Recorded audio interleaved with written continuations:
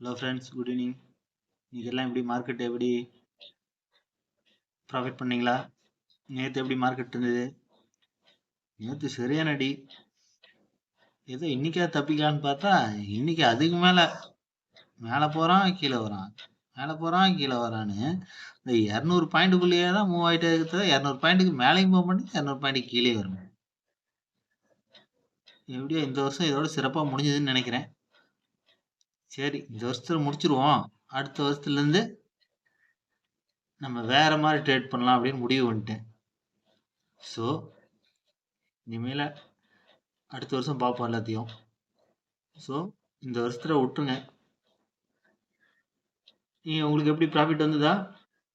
எல்லாம் ஒரி பண்ணிக்காதீங்க. அடுத்த வருஷம் இந்த எல்லாத்துக்கும் நல்ல காலம் பிறக்கும். எப்படிங்கிறது பார்ப்போம்.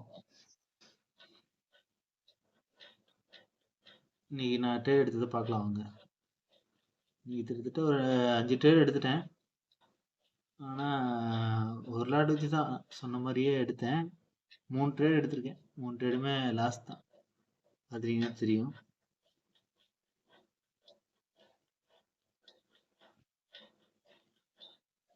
மொத்தமாக 780 ப்ளஸ் ப்ரோக்கரேஜ் சார்ஜ் பார்த்தா 1000 ரூபா லாஸ்ட் அன்னைக்கு. ஓகே, பரவாயில்ல. நம்மளோட லாஸ் இன்னைக்கு ரெக்கார்ட் பண்ணுற டைம் வந்துருச்சு. ஸோ இன்னைக்கே க்ளோஸ் பண்ணிட்டு நான் ட்ரேடிங்லாம் மண்டேலேருந்து பார்த்து பொறுமையாக நிதானமாக ட்ரேட் பண்ண போகிறேன். நீங்களும் அதிக லாட் இல்லாமல் 1 லாட் 2 லாட் வச்சு ட்ரேட் பண்ணி ப்ராஃபிட்டில் இருங்க. நம்ம வேகமாக லாபம் எடுக்கணும், சம்பாதிக்கணும்னு நினைக்கிறனால தான் லாஸ் ஆகுது.